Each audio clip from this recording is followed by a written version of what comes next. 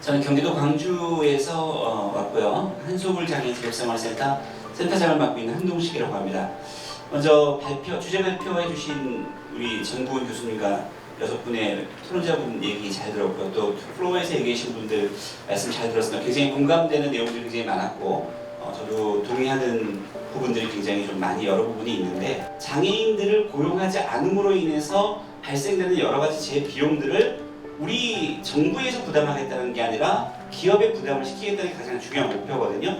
근데 그렇다면 징벌적인 성격의 부담금이 돼야 되는데, 기업들의 입장을 너무 반영을 해가지고 최저임금 수준에서만 지금 부담금을 부과하고 있습니다. 장애인 고용공단의 역할은 그런 징벌적 성격에 대한 부담금을 기업들한테 분명히 부과를 해서, 지금 170만 원, 180만 원이 아니라 300만 원, 400만 원 부과를 해서라도 장애인들을 고용하지 않으면 니들이 결국은 경제적 손실을 입을 수밖에 없고, 또 하나 장애인들을 고용함으로 인해서 얻을 수 있는 노블리스 오블리주가 사회적 책임이 분명히 기업한테 있다는 걸 분명히 강조를 해야 될 필요가 있을 것 같습니다.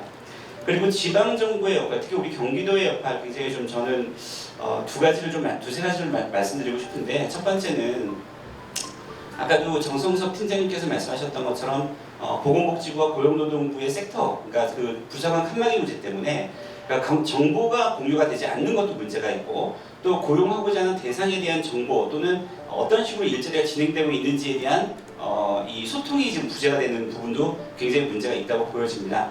그럼에도 불구하고 사실은 이러한 아까 장애인 유형별 직무 분석을 통해서 적절한 일자리를 만들어야 된다고 얘기를 하고 있는 것처럼, 과연 장애인들 대상으로 해서 지금 현재 교육되고 있는 장애인 일자리 교육 지원 사업이라든지 이런 것들이 꾸준하게 지원되고 있는지는 교육팀이라든지, 또는 아까 이동에 대한 문제를 얘기했다면 장애인 이동에 대한 문제라든지 이런 것들을 다양하게 좀 고민을 해야 장애인 의무고용이라는 부분이 사실 일정 부분 해결이 되지 않을까라는 생각이 듭니다.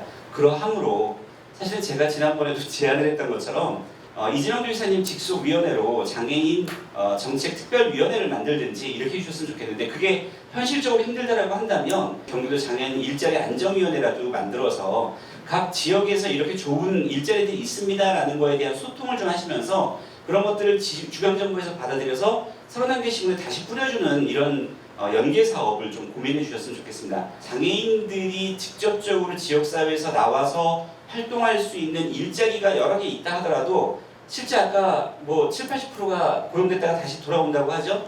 그러면 결국은 그 고용을 했던 기업에서도 장애인들을 고용했다가 이 장애인분은 저희 직종에 맞지 않는데라고 해서 고용을 해지를 하게 되면 결국은 장애인에 대한 인식만 더더군다나 더 안 좋아지는 상황이 악순환이 벌어집니다. 저는 그런 것보다는 조금 더 기업과, 아까도 박종국 팀장님께서 말씀하신 것처럼 기업을 대상으로 하는 장애인 인식 개선 교육도 있어야 되고, 또 장애인 당사자들을 대상으로 하는 꾸준한 일자리 지원 사업에 대한 교육이라든지 이런 것들을 계속 만들어내야 되는데, 사실 고용공단에서도 아까도 말씀하셨던 것처럼 4천억 이상의 예산이 지금 만들어져 있습니다. 근데 절대 이런 쪽에 돈을 안 쓰고 있어요. 저는 그게 가장 큰 문제고, 그렇다고 하면 장애인 고용공단 경기지사와 경기도청이 같이 좀 뭔가 좀 의미 있는 사업을 만들어서 각 섹터, 제3섹터에 있는 분들하고 어떤 식으로도 장애인들 일자리를 만들어낼 수 있는지에 한 꾸준한 소통과 연계, 그 다음에 논의할 수 있는 장, 이런 것들이 저는 만들어져야 된다고 합니다.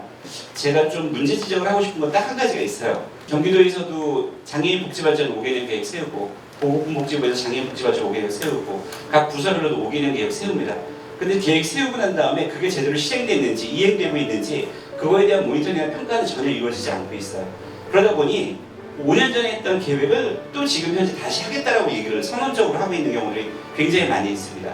그래서 저는 그런 부분들에 대한 모니터링 평가도 같이 이 맥락에서 고민하시고, 장애인 고용 확대 또는 노동권의 증진을 위한 근본적인 대안을 같이 좀 고민해 주셨으면 좋겠다는 말씀드리면서 이만 마치겠습니다.